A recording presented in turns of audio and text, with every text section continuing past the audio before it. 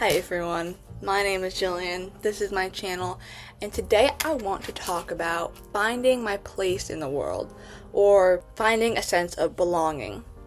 I would like to clarify, I have like a long note on my notes app, so I'm going to be reading off of that.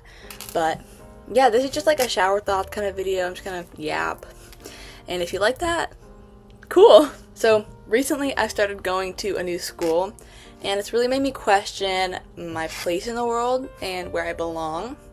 Being in a new environment and being stripped from things that made my bubble / community what it was, like friends and staff and familiar places like my old dorm room. Not having that anymore has been a really big change, and it's hard to adjust, especially when it's super, not sudden. I've been preparing for this for like months, but it's just different, right? And having to make new friends, having to make new connections with staff, it's really hard.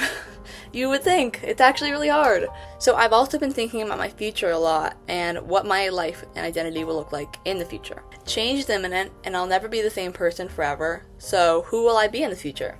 What will my life look like? Will I still have the same hobbies and interests?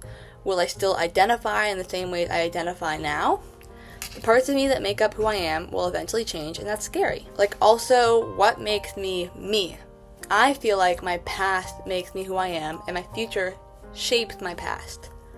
If that makes sense. I'll elaborate. So, like, I go through an experience, and my future shapes how I view that experience. So, like, if I experience, like, bullying, then over time, I gain perspective on that, and it changes the way I view that experience of bullying.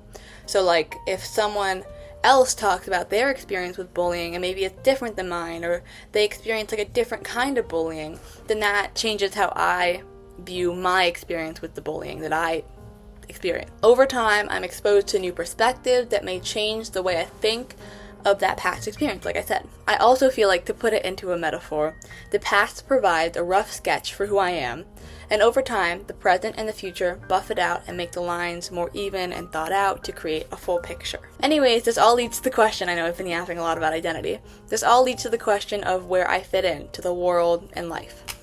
In my opinion, my constantly changing identity and experiences guide me towards my place in the world. The more experiences I have, the more calibrated and specific that place becomes to me and my needs. I feel like a stable sense of belonging comes from a stable sense of community. The more support and connections you have, the more community you feel like you have, and the more community you have, the more belonging you feel. This is because, at least in my head, you have those connections, you know those people. And if you can relate to those people and connections, you have a shared sense of identity, a shared sense of ideas and beliefs and morals. And that creates a safe space to belong and be yourself. It creates a community, it creates that place, I know that's corny, but I feel like it's true. Anyways, I know this is kind of a short video, but it took me a long time to feel like I belonged anywhere, but I really found that sense of belonging at my old school. And now leaving that old school, not for any bad reason, I was in treatment for anyone that doesn't know, so I left because I was stable enough to leave.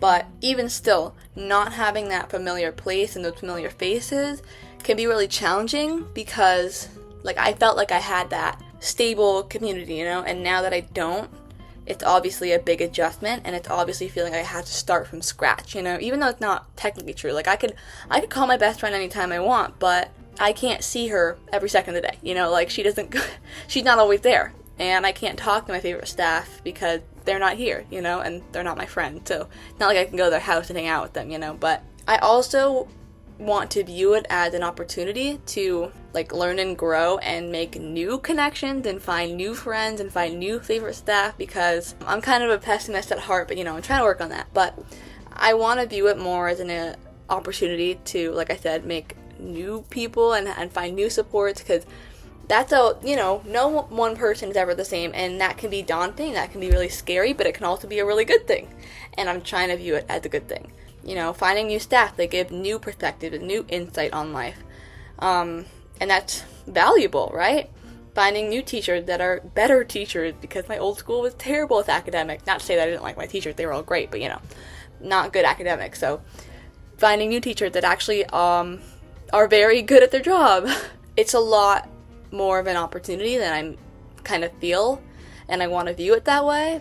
I often get very stuck on the negatives of things, and I want to work on that. I want to be more of a optimist, obviously not like a blind optimist, but just someone that can view the positives and not get so stuck up on things that I view as negative, which is often subjective, right?